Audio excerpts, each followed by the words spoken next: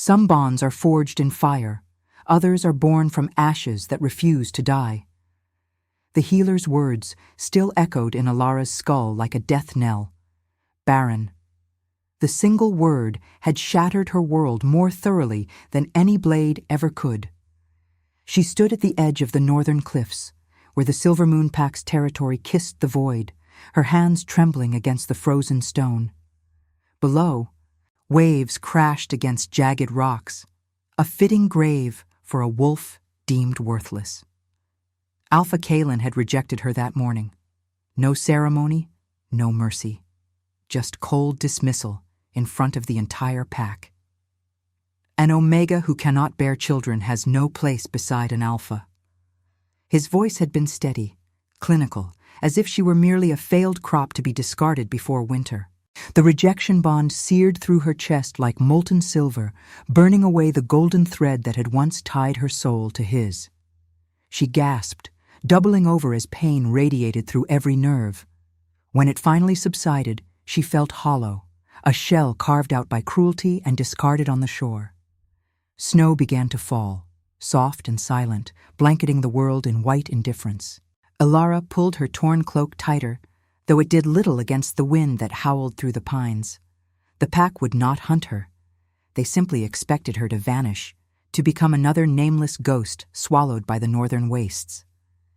She turned from the cliff and walked into the forest, where moonlight struggled to penetrate the canopy.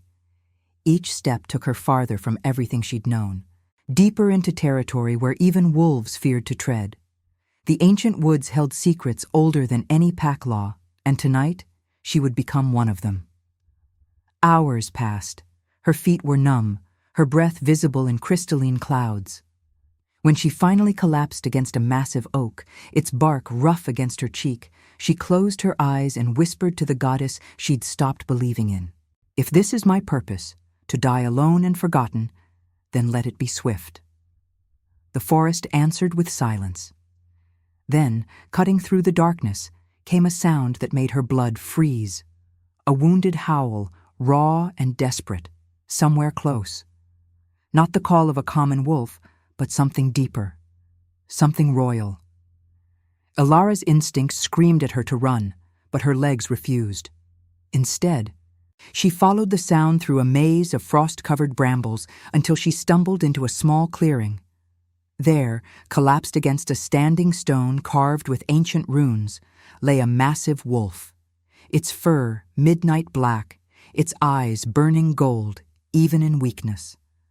Blood stained the snow beneath him, dark and pooling. An arrow protruded from his shoulder, fletched with silver-tipped poison meant to kill an alpha. His gaze locked onto hers, and in that moment she felt it. A pull so primal it defied the rejection still burning in her chest. This was no ordinary wolf. This was a king. Alara's hands moved before her mind could protest. She tore strips from her already tattered cloak, her fingers working with practiced precision despite the cold. The wolf, the Alpha King, watched her with eyes that held both suspicion and something else. Recognition, perhaps, or resignation. "Don't move," she whispered, though she knew he understood.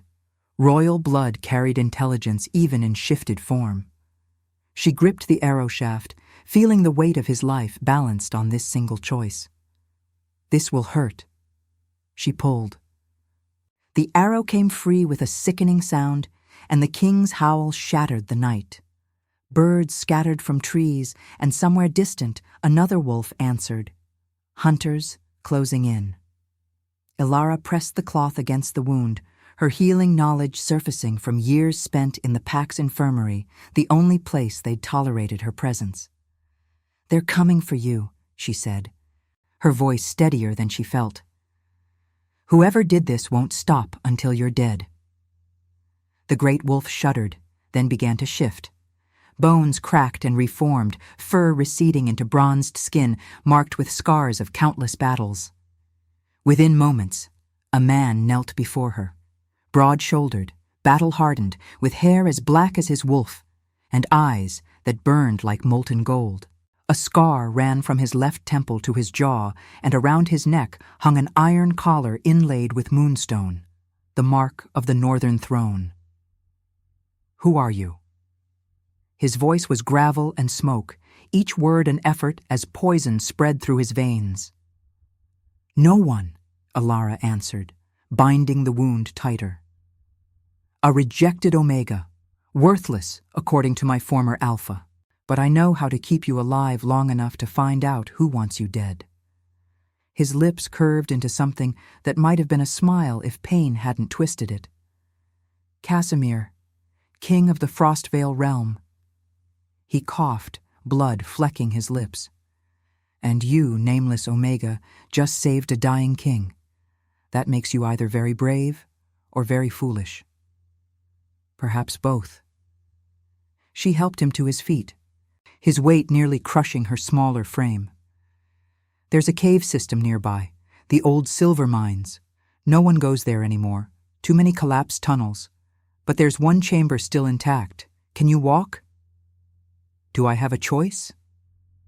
Together they stumbled through the forest as voices grew louder behind them.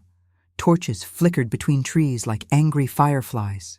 Ilara guided them down a narrow ravine, through ice-slicked stones, until they reached a dark opening, half hidden by frozen vines. Inside, the cave stretched into darkness, but she knew every turn from childhood explorations the pack had long forgotten. Deep within, in a chamber where ancient miners had once sought silver, she finally let Casimir collapse against the stone wall. A small pool of groundwater reflected what little moonlight penetrated from cracks above. She soaked more cloth, cleaning the wound as best she could. "The poison is silverwood extract," she said, examining the discoloration around the puncture. "Rare, expensive. Someone powerful wants you dead. My brother." Casimir's jaw clenched. "Valdric. He challenges my rule, claims I'm too merciful to lead. This is his answer. Assassination disguised as a hunting accident." Ilara worked in silence, her hands gentle despite the urgency. As she touched his skin, something stirred in her chest, not the golden bond of destined mates, but something older, deeper, a silver thread, thin as spider silk, connecting her hollow heart to his wounded one. "Why did they reject you?" Casimir asked suddenly, his golden eyes studying her face in the dim light. What Alpha would be fool enough to cast aside an Omega with healer's hands and a spirit strong enough to face down a dying king? "Because I'm barren." The word tasted like ash. "Unable to bear children. In my pack, that makes me less than nothing." Casimir was quiet for a long moment. When he finally spoke, his voice carried a weight that made her look up. "The goddess doesn't make mistakes, Ilara. If you cannot create life in one way, perhaps you were meant to save it in another." She froze. "I never told you my name." His eyes held hers, and in their depths, she saw something that terrified and thrilled her in equal measure. "No, but somehow I've always known it." 3 days passed in the silver mine's embrace. Ilara rationed what little food she'd carried, dried meat and frost berries, while Casimir's body fought the poison. His fever raged, turning the cave into a furnace despite the winter cold outside. She cooled his skin with water from the pool, her touch gentle as she whispered prayers to a goddess she'd sworn to forget. On the 3rd night, when his temperature finally broke, Casimir opened his eyes to find her collapsed beside him, exhausted. He studied her sleeping face, delicate despite the hardship etched into every line, beautiful in a way that had nothing to do with pack standards and everything to do with the fierce spirit burning within. When she woke, she found him sitting upright, his wound healing with supernatural speed now that the poison had passed. The moonstone collar around his neck glowed faintly in the darkness. "You should have left me," he said quietly. "Saved yourself."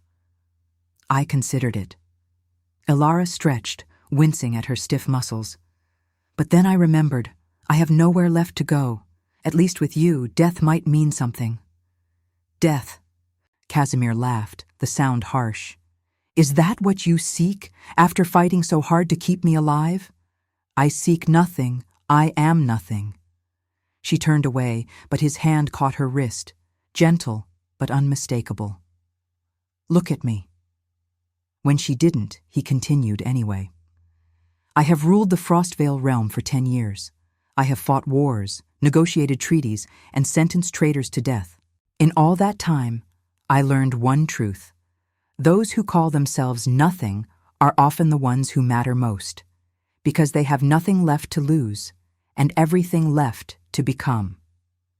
Alara met his eyes then, and the silver thread between them pulsed with warmth. What do you want from me, King Casimir? Gratitude? Loyalty? I have neither to give. I want you to answer a question. He released her wrist, but held her gaze. When you touch me, when your hands work to heal, do you feel it? The pull? Her breath caught. She wanted to deny it, to pretend the connection was merely gratitude or desperation. But lies had no place in this cave, in this moment suspended between death and rebirth. Yes, she whispered, but it's not the mate bond. That was severed when Kaelin rejected me. No, Casimir's voice carried absolute certainty. What you felt with him was obligation, pack law demanding connection. This, he placed his hand over his heart, then gestured to her. This is choice. The goddess offers us not one destined bond, but many possible ones. Most wolves never find more than the first, but you and I, we've both been broken by fate. Perhaps that's what it takes to forge something stronger than destiny. Before she could respond, voices echoed from the cave entrance, distant but approaching. Hunters, still searching. They won't give up, Ilara said, already moving to gather their meager supplies. Your brother wants you dead, and my former pack would celebrate finding my corpse. Then we don't give them the satisfaction. Casimir stood, testing his strength. The wound was still tender, but he moved with the lethal grace of a born warrior. There's a sanctuary 3 days north, the Temple of the First Moon.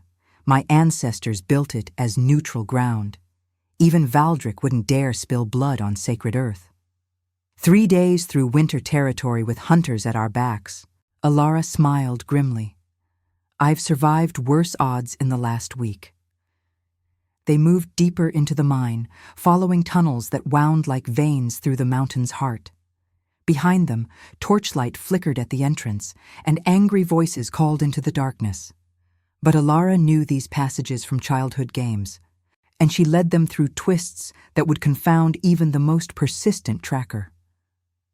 When they finally emerged into moonlight on the mountain's far side, snow had begun to fall again, thick and heavy, erasing their tracks almost as quickly as they made them. Casimir pulled Alara close, sharing his warmth as they faced the wilderness stretching endlessly before them. 3 days, he repeated, his breath forming clouds in the frozen air. Can you make it? She looked up at him, at this king who'd seen her worth when her own pack had not, and felt the silver thread between them grow stronger. With you? I could walk to the edge of the world. And now, I invite you to leave a trace of your presence in the comments.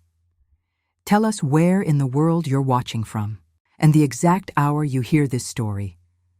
We wish to know how far these northern confessions travel, and at what moments of the night they find you. The first day of their journey north was silence and survival. They moved through forests so thick with snow that walking felt like wading through frozen water. Casimir's royal strength returned gradually, his body healing from the poison's grip. But Alara noticed how he favored his left side, how pain flickered across his features when he thought she wasn't watching. By nightfall, they found shelter in a hollowed oak, its trunk wide enough to shield them from wind that howled like mourning wolves. Casimir built a small fire with practiced efficiency, the flames casting shadows that danced across his scarred face. Tell me about your pack, he said, breaking the comfortable quiet. About the alpha who was blind enough to reject you. Ilara stared into the fire, seeing memories in its depths. Kalen inherited leadership young after his father died in a territorial dispute. He needed heirs quickly. The pack expected it. When the healer declared me barren after 2 years without conception, he had no choice but to sever the bond. Pack law demanded it. Pack law. Casimir's voice dripped with contempt. The excuse of weak alphas who lack the courage to challenge tradition. True strength isn't following rules written by dead wolves. It's knowing when those rules no longer serve the living. Is that why your brother wants you dead? Because you challenge the old ways? Casimir nodded slowly. Valdric believes power comes from fear and domination. I believe it comes from loyalty earned, not demanded. Our father ruled through terror. Wolves obeyed because they had no choice. When I took the throne, I abolished blood trials and opened our borders to lone wolves seeking sanctuary. Valdric calls it weakness. I call it civilization. Ilara pulled her knees to her chest, absorbing his words. Your wolves must love you. Some do. Others plot my assassination. He smiled without humor. Leadership is a throne built on shifting sand, one moment of perceived weakness, and it all collapses. Then why do it?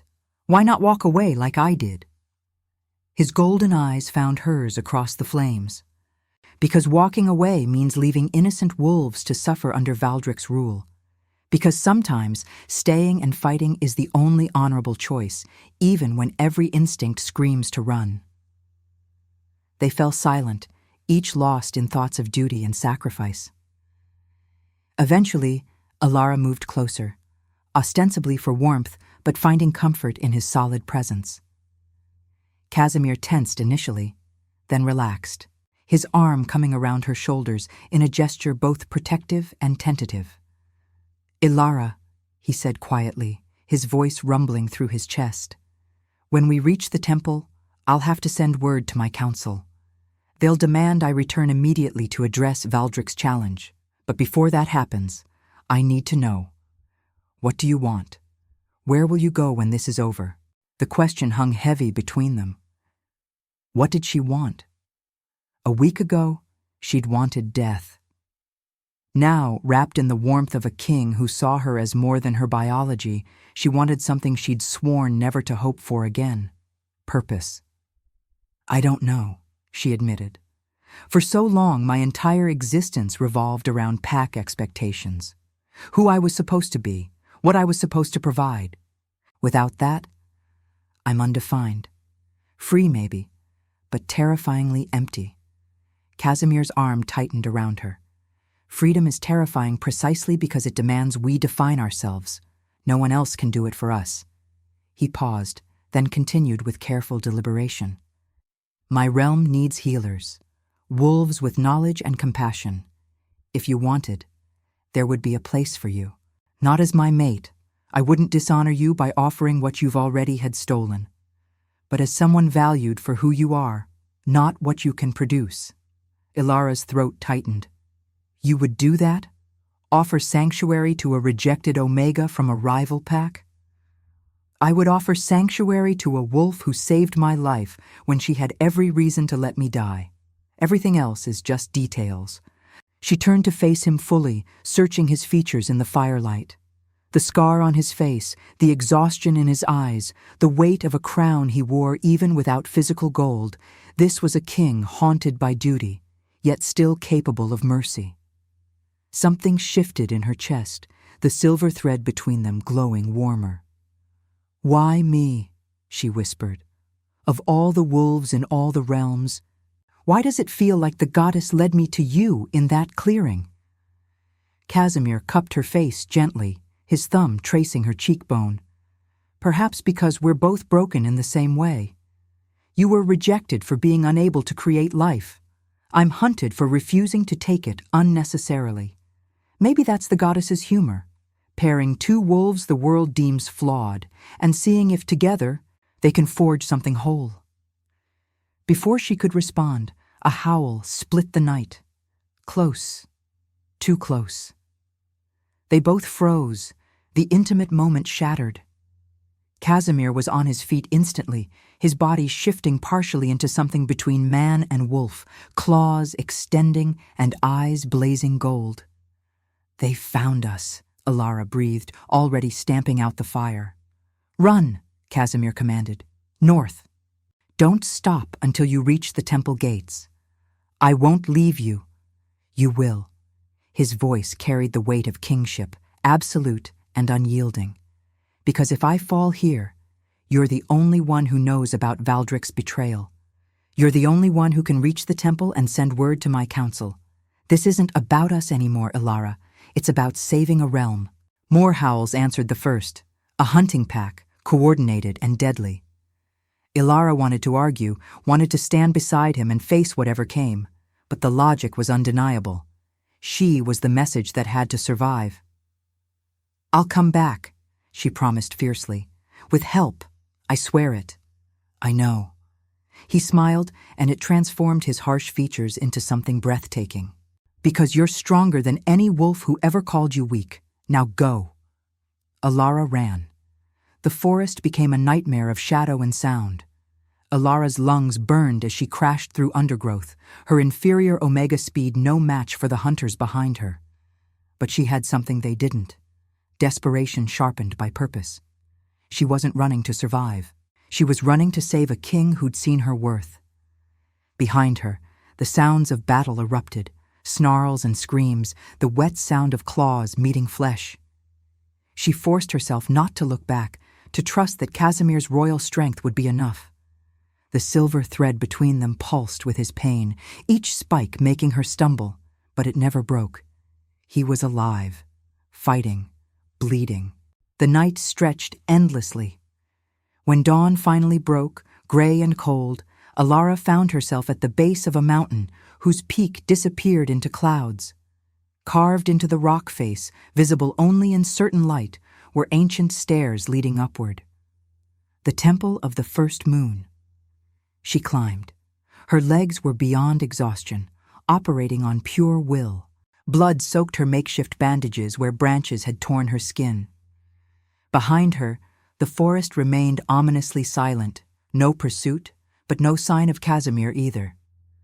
The stairs seemed to multiply with each step, mocking her weakness. Twice she fell, her knees cracking against stone. Twice she rose, the silver thread in her chest pulling her upward like a lifeline. If it still pulsed, Casimir lived. If she could reach the temple, she could save him. Finally, as the sun reached its weak zenith, she crested the final step and collapsed before massive bronze doors carved with phases of the moon. Her fist pounded weakly against metal that didn't yield. "Please," she gasped, her voice barely audible. "The king needs help." The doors swung open. A woman stood there, ancient and ageless simultaneously, her eyes the silver of pure moonlight.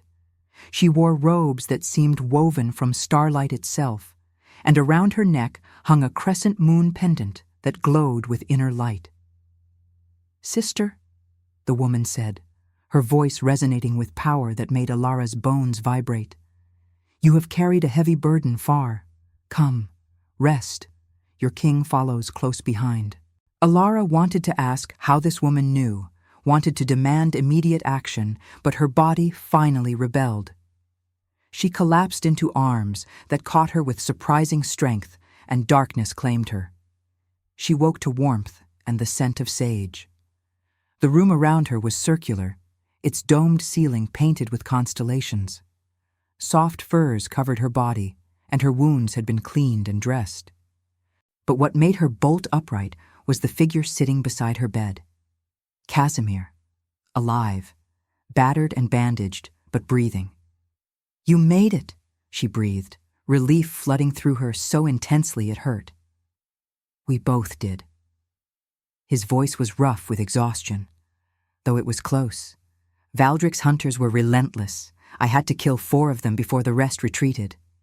He looked at his hands. stained with blood he hadn't fully washed away. They were good wolves, following orders. They didn't deserve to die for my brother's ambition. Ilara reached for him, covering his blood-stained hands with her own. You gave them more mercy than they would have shown us. That's what separates a king from a tyrant. Is it? Casimir's laugh was bitter. Some days I can't tell the difference. The ancient woman entered then, carrying a tray of food and steaming tea. You both need sustenance, she said, setting it between them. And then, young king, we must discuss why the goddess brought you to my door with a rejected omega carrying the mark of destiny. Ilara stiffened. I carry no mark. I'm barren, worthless. Silence. The woman's voice cracked like thunder. Who taught you to measure worth in offspring? The goddess creates all wolves with purpose, child. Yours simply wasn't the one your small-minded pack expected. She turned to Casimir. You feel it, don't you? The silver thread binding you to her. Not the golden cord of fated mates, but something rarer. The Pathfinder bond, given only to those meant to walk together through darkness, toward destiny. Casimir nodded slowly. I've felt it since the clearing, but I thought, without the mate bond. The mate bond is the goddess's first gift, the woman explained, her silver eyes gleaming. But the Pathfinder bond is her second chance, given to wolves who've been broken, rejected, or lost. It asks nothing except courage, to choose love when fate has already failed you once. Ilara's heart hammered. What are you saying? I'm saying that your barrenness may not be what you believe. Sometimes the goddess closes one door to open another. Sometimes she waits for the right bond before allowing new life. The woman placed a weathered hand on Ilara's stomach, and warmth spread through her like liquid sunlight. Sometimes she performs miracles for those brave enough to believe in second chances. The room fell silent. Casimir stared at the woman, then at Ilara, his golden eyes wide with something between hope and terror. Ilara felt it too, a flutter in her core, faint as butterfly wings, impossible as moonlight made solid. No, she whispered. It can't be. The healers said. The healers were wrong. The woman's smile was ancient and knowing. Because they measured you against a bond that was never meant to be. But this bond, she gestured between Ilara and Casimir. This was written in the stars before either of you were born. And from it, new life has already begun to grow. Subscribe if you believe mercy can crown even the fallen. The revelation shattered and remade Ilara's world simultaneously. She sat frozen, one hand pressed to her stomach where impossible warmth bloomed, while Casimir knelt before her with an expression of such raw wonder it made her chest ache. Twins, the ancient priestess said softly, reading something in the air that only her silver eyes could see. A girl and a boy, both strong, both blessed by the goddess herself. They will be born at dawn, in the season when winter releases its hold and spring fights to break free. But how? Ilara's voice cracked. 2 years with Kaelin and nothing, now after 3 days. Because Kaelin was not your true path. The priestess moved to the window, where moonlight streamed through colored glass. Some bonds are forged by pack law and convenience. Others are written in moon and stars, waiting for the right moment to ignite. Your body knew what your heart struggled to accept. That wolf was not meant to father your children. This one is. Casimir's hand trembled as he reached for Ilara's, his fingers intertwining with hers. I don't understand. We haven't. I wouldn't dishonor you by presuming. The Pathfinder bond transcends flesh, the priestess explained. When two souls recognize each other across the void of rejection and pain, when they choose to trust despite every reason not to, that's when the goddess intervenes. What you both call the silver thread is her blessing. And from that blessing, when nurtured by courage and sacrifice, life can emerge. Alara looked at Casimir, seeing her own confusion and awe reflected in his features. What does this mean? For your realm, for Valdric's challenge, it means everything changes. Casimir stood, his kingly bearing returning. It means I have more than my life to protect now. It means, he faltered, vulnerability cracking his composure. It means I'm terrified, because I've fought wars and stared down death, but the thought of failing you, of failing our children. Then don't. Alara rose to face him, her hand still cradling her stomach. Don't fail us by letting fear win. Don't fail us by facing Valdric alone when you have allies waiting to be called. And don't fail us by assuming I'm fragile simply because I carry life. I walked through a blizzard to save you once. I'll do it again and again until you understand that I choose this. I choose you. Something shifted in Casimir's eyes, the last wall crumbling, leaving only naked truth. I choose you too, he said hoarsely. Not because of children or destiny or bonds, because you're the strongest wolf I've ever met, and if the goddess is offering me the chance to walk beside you, I'd be a fool to refuse. The priestess watched them with satisfaction. Then let us discuss practical matters. King Casimir, your counsel awaits word. Valdric has likely already claimed you dead and is moving to seize the throne. You have allies, but they need leadership. How long do we have? Casimir asked, his tactical mind reasserting itself. 2 days before Valdric's coronation ceremony. If you don't appear by then, his claim becomes legitimate under Northern law. The priestess moved to a table covered in maps and scrolls. But you're wounded, still recovering from poison, and Alara carries precious cargo that cannot be endangered. I'll go alone, Casimir said immediately. Send word through temple channels to my loyalists. They'll rally. No. Alara's voice cut through his planning with absolute certainty. We go together, or not at all. Alara, the risk is mine to take. She faced him with the same fierce determination that had driven her to save him in the clearing. These children are mine. This bond is mine. And this choice, to stand beside you when you face your brother, is mine. You don't get to protect me by pushing me aside. That's what Kaelin did, and look where it led. Casimir opened his mouth to argue, then closed it, recognition dawning. You're right. I'm sorry. What do you suggest? The priestess smiled. I suggest we send the fastest runners to gather your counsel in secret. I suggest we plan not an assassination, but a revelation, showing your wolves that you live, that you're stronger than Valdric's poison, and that you have the goddess's blessing in a form no one can deny. Her eyes gleamed. I suggest we make your survival and your bond into a symbol that even your enemies cannot ignore. Over the next 2 days, the temple became a hub of careful conspiracy. Runners departed at night, carrying sealed messages to Casimir's most trusted wolves. Maps were studied, strategies debated, and contingencies planned. Through it all, Alara and Casimir moved in tandem, the silver thread between them growing stronger with each shared glance, each touch, each moment of quiet understanding. On the second night, as they stood together on the temple balcony watching stars wheel overhead, Casimir pulled something from his pocket, a small ring carved from moonstone, simple but beautiful. This was my mother's, he said quietly. She wore it when she ruled beside my father, before his cruelty broke her spirit. I've carried it since she died, waiting for someone worthy of what it represents. Not power or status, but partnership, equality in all things. He held it out to Alara, his hand steady despite the enormity of the gesture. I can't offer you the fated mate bond.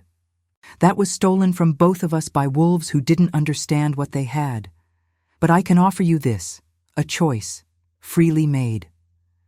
Will you stand beside me not as an omega to an alpha, but as an equal? Will you help me remake a realm where worth isn't measured in bloodlines, but in courage? Will you? His voice softened.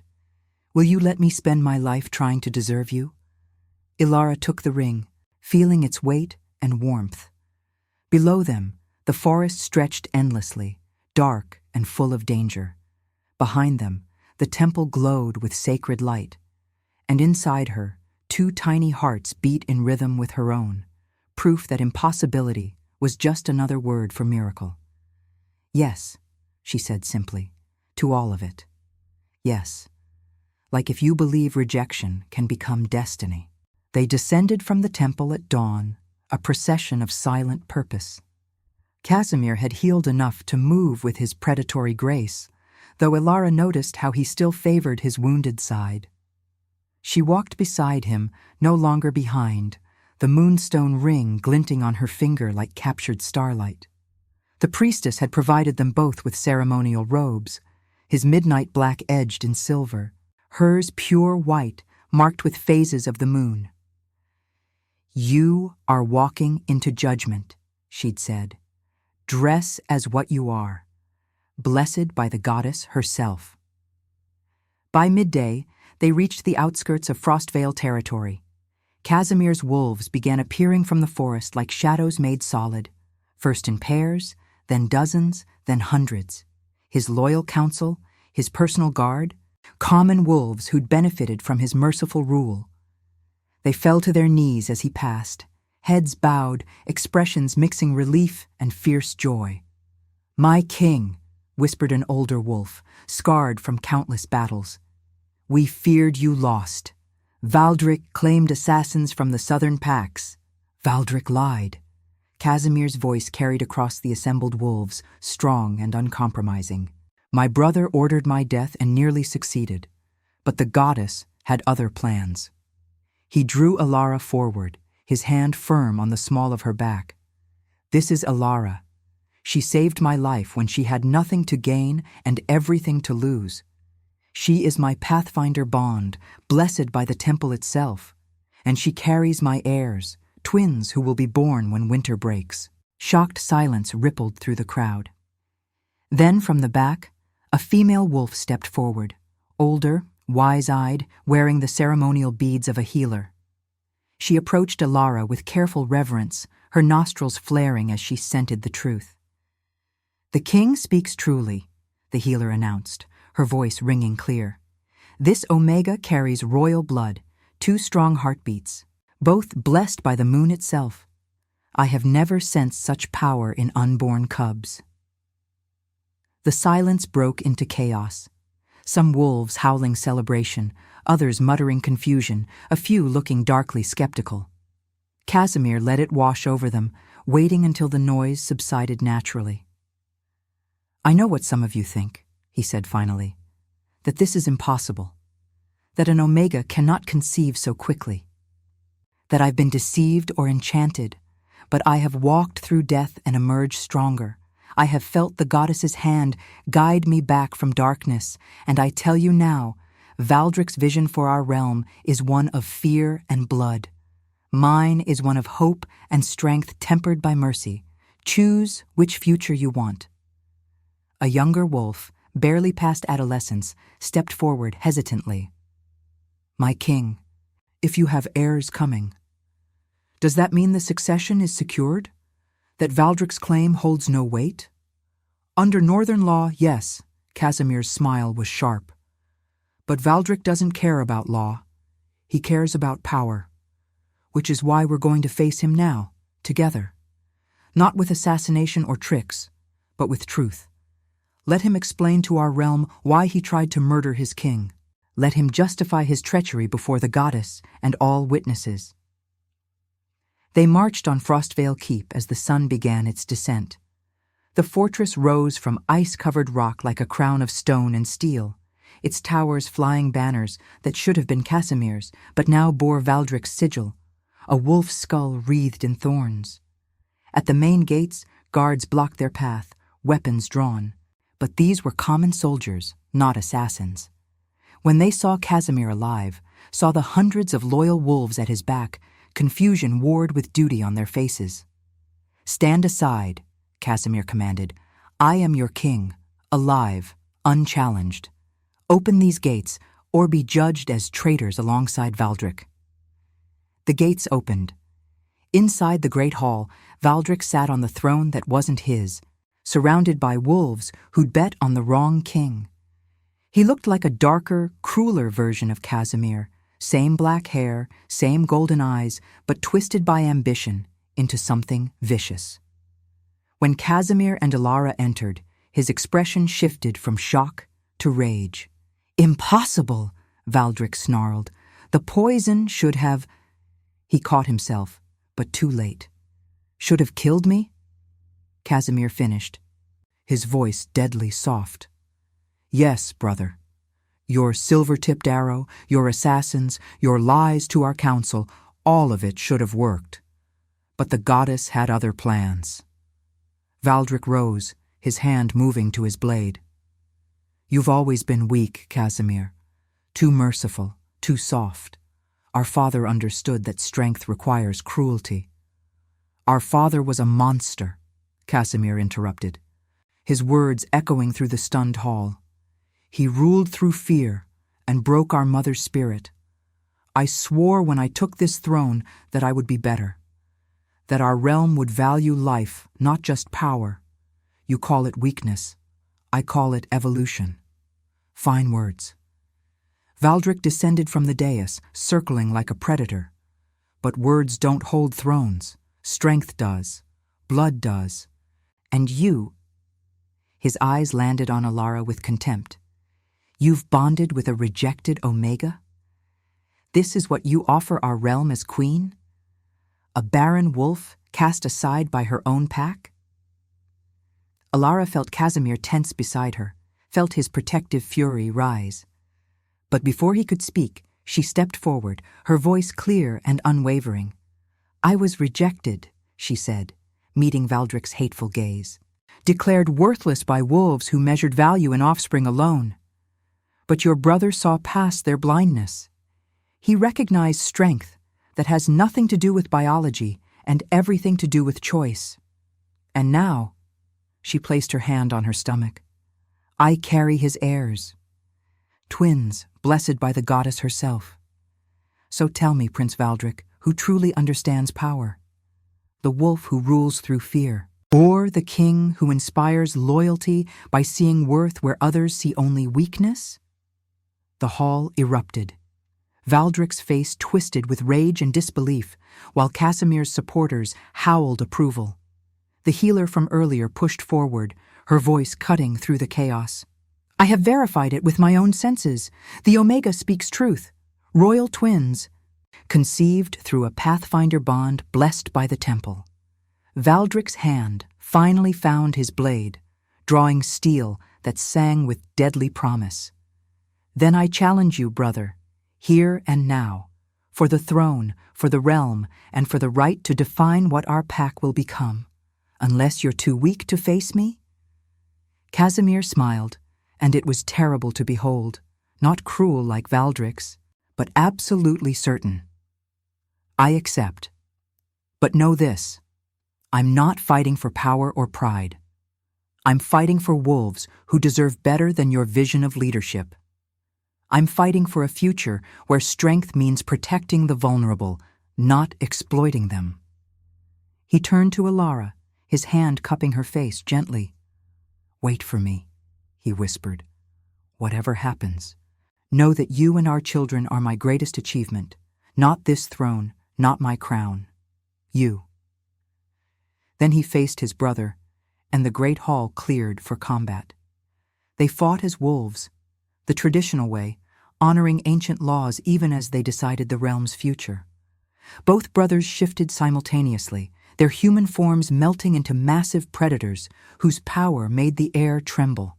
Casimir's black wolf was larger, scarred from years of battle, moving with lethal grace despite his recent wounds.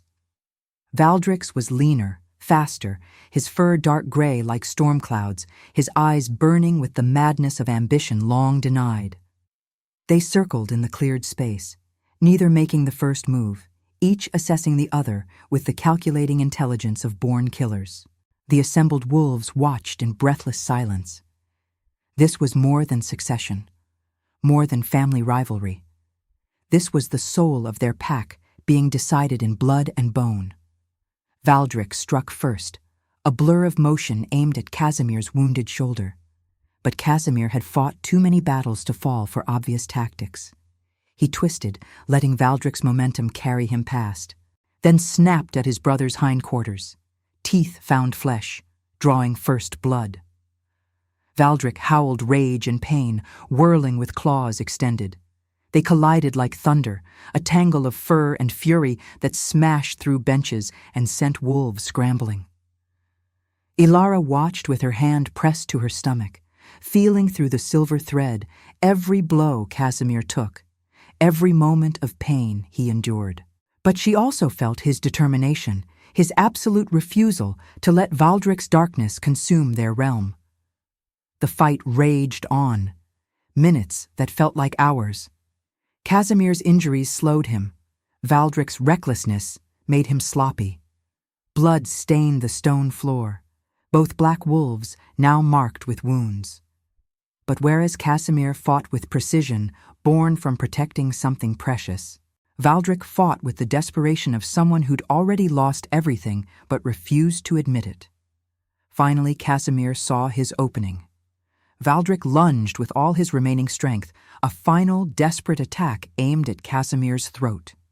Instead of dodging, Casimir met him head-on, accepting a gash across his chest in exchange for getting inside Valdric's guard.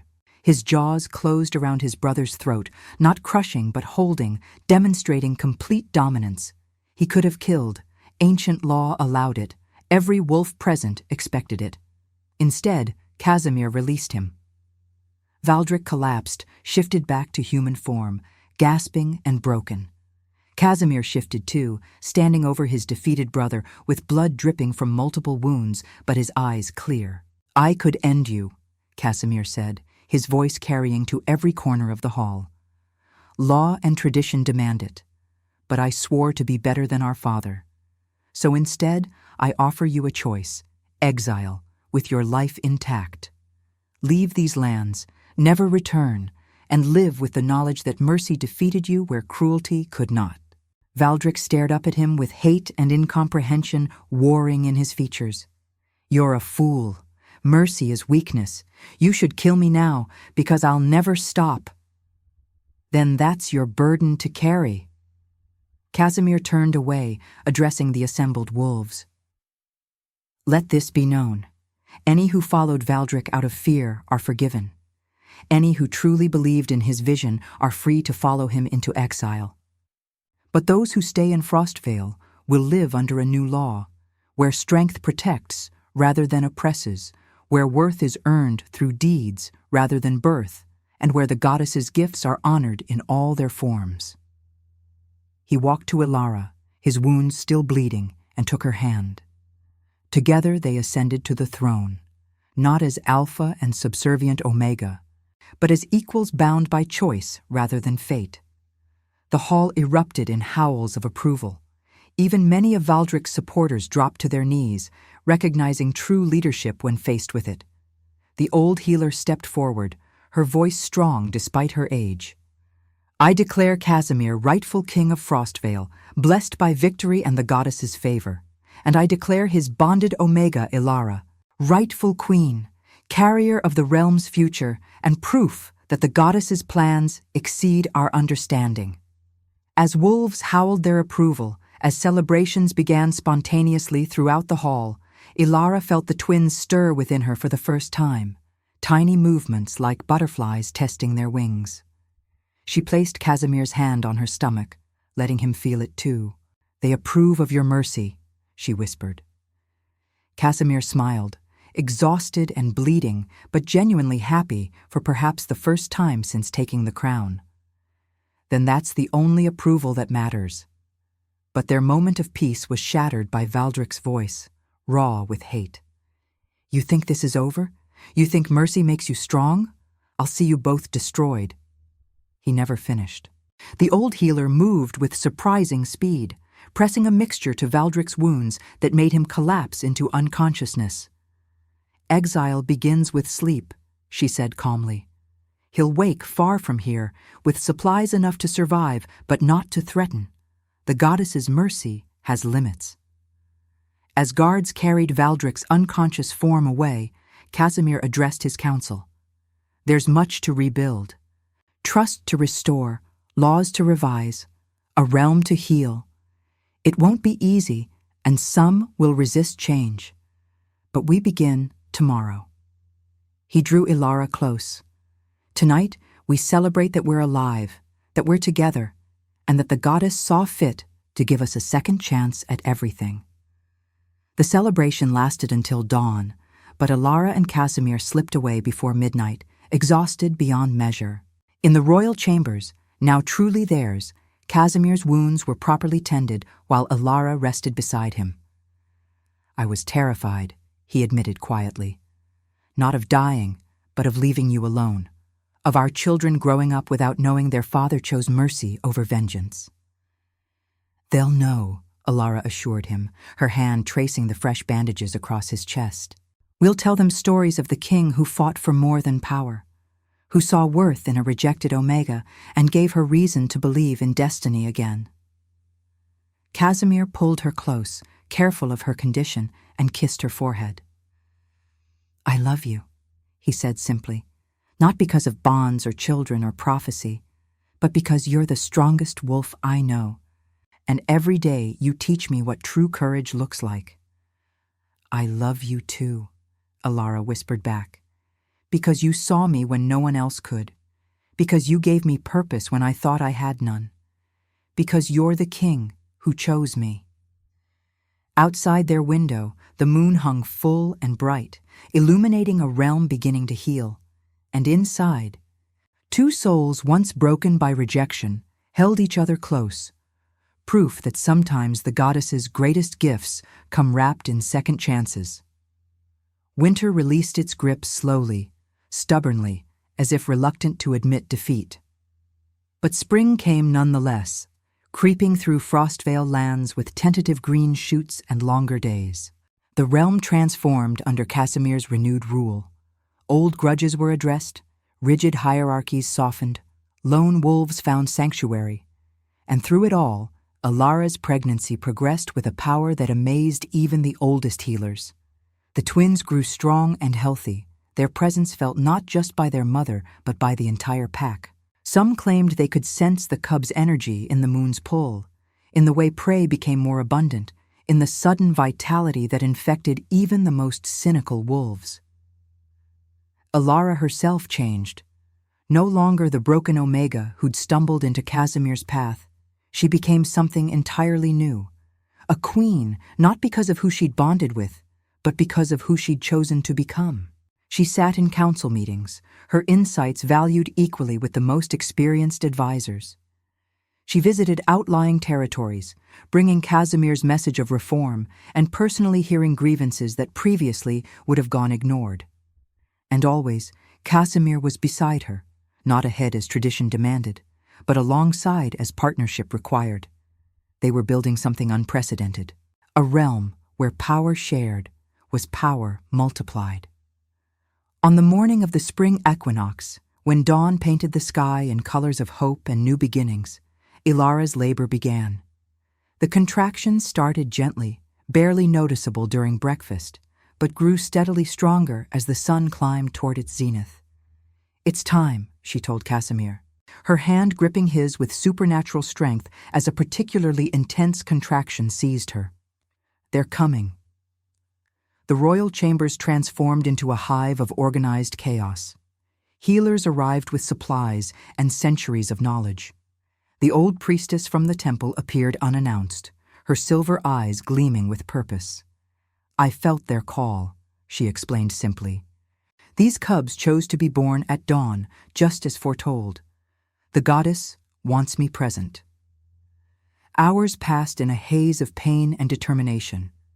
Casimir never left Ilara's side, his hand crushed in hers, his voice constant in her ear, encouragements, prayers, promises that she was the strongest wolf who'd ever lived, and these babies were lucky to have her as their mother.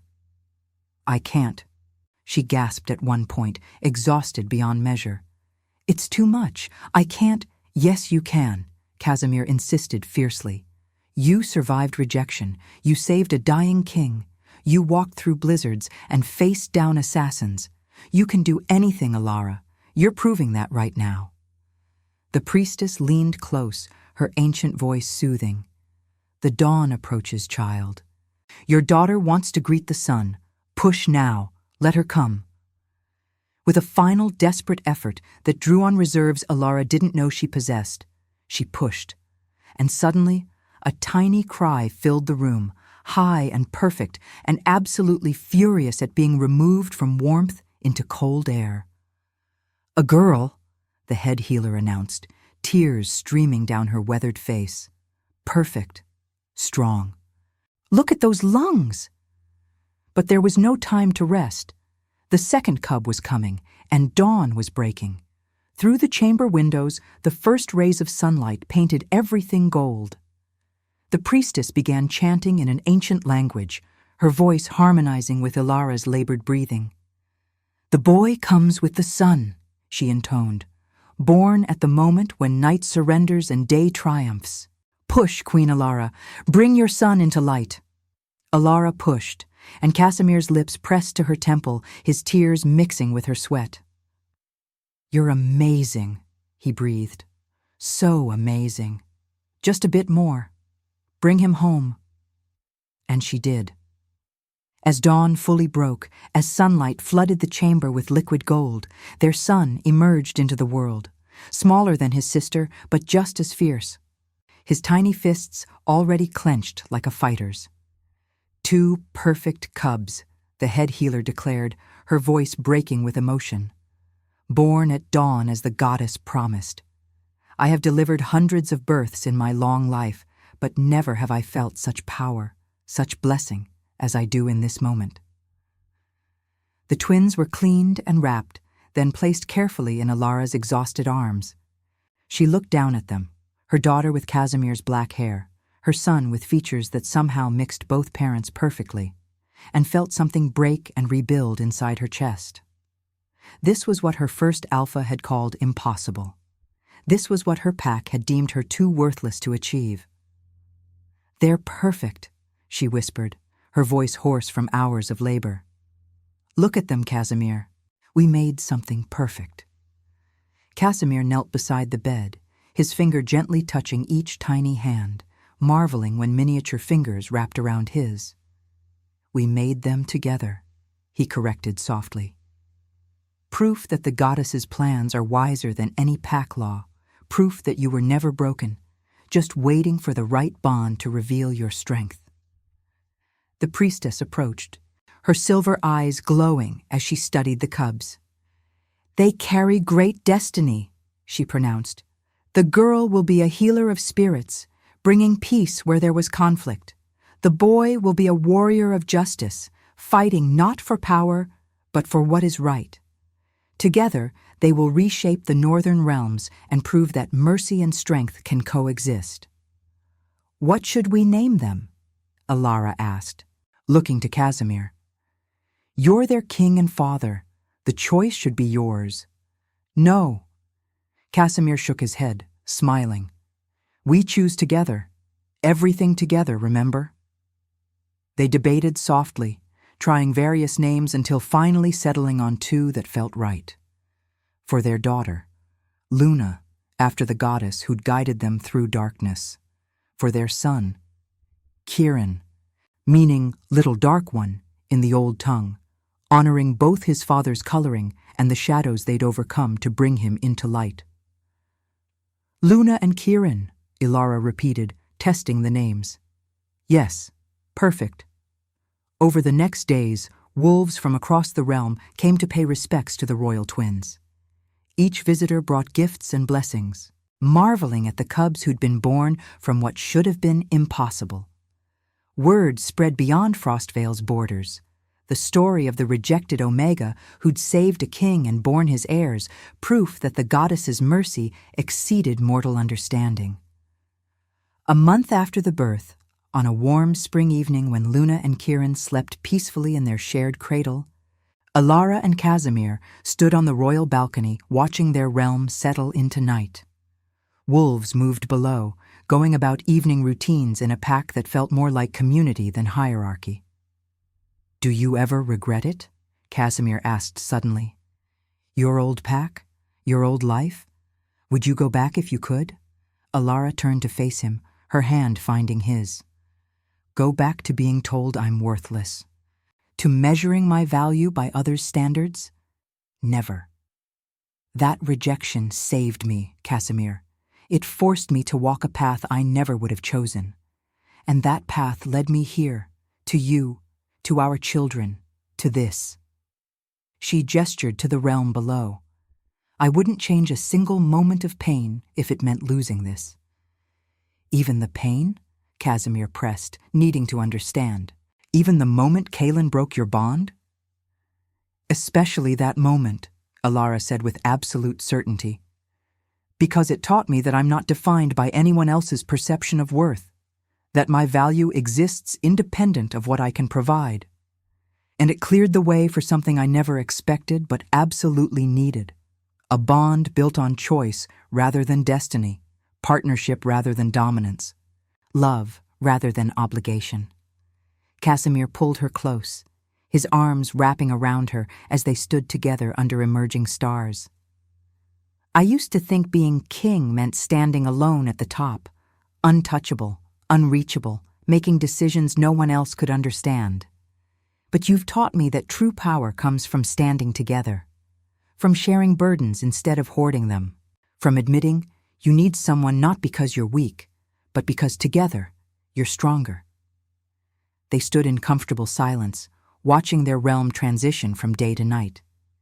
Inside, their cubs slept peacefully, proof that miracles happen to those brave enough to believe in second chances.